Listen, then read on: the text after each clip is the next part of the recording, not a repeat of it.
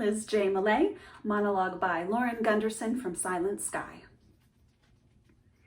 On top of a hill, just blocks away, across the courtyard from my old desk, I see it, the great refractor telescope, to which we happily break into that evening.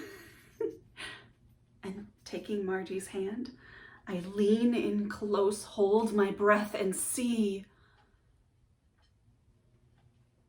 my heaven.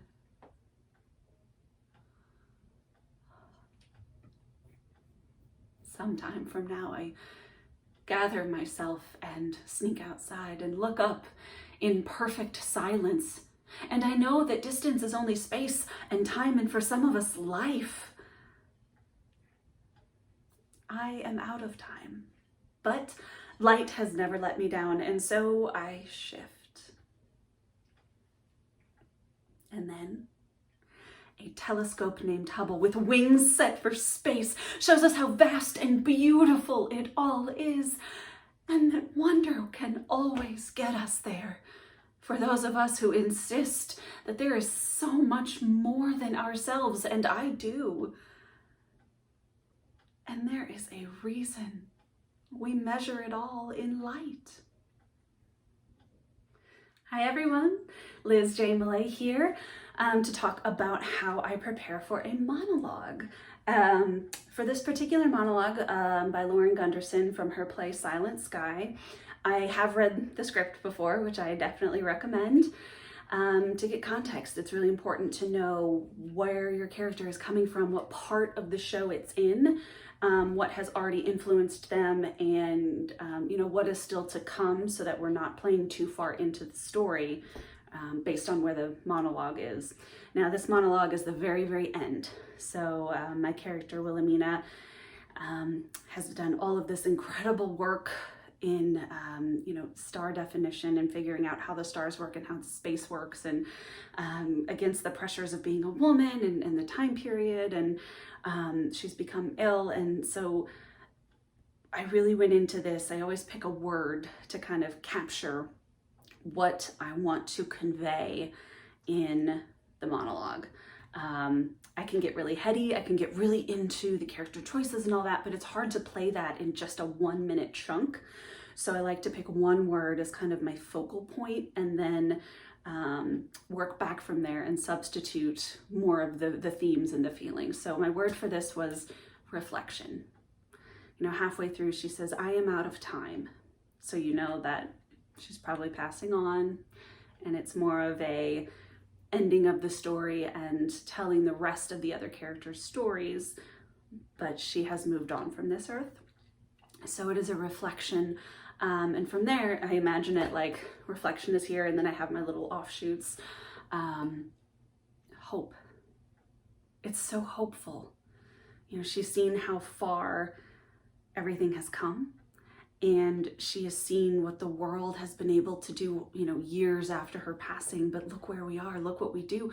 But it's only by the people that continue to push and think there's something bigger than us. And there's just this hope that exudes from the words. She talks about light a lot. And yes, this is a play about stars in the universe and trying to figure out how it all works, but light in different contexts. And so how can I highlight those words? So, I am out of time, but light has never let me down. She finds the hope in that. Light. And so how can you make your words, skip and dance along, still telling the story, but creating almost music by the way that you deliver it? It can be in any way. If it's an angry monologue, it's going to be a different kind of musical feel, but finding the beats.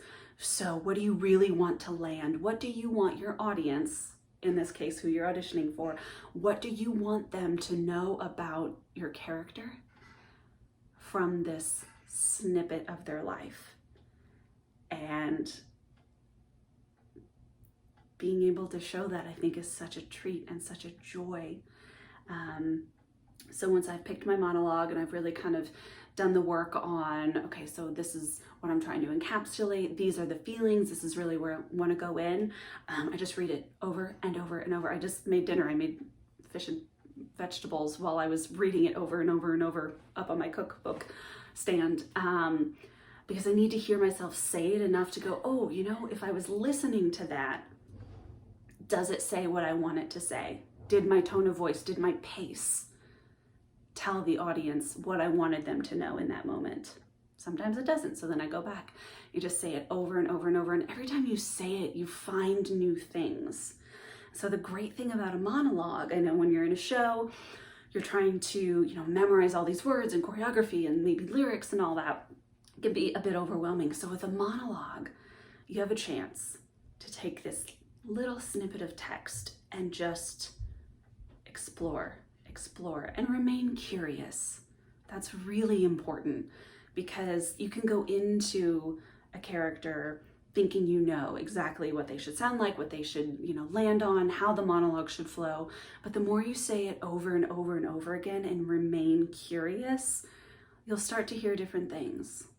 Oh my gosh, that was so weird. My voice went up there and I kind of liked it. Why did I like it? Sometimes I will record myself and then play it back to make sure, yes, I am conveying what I want to the people who are seeing this. Just love the process. Love it.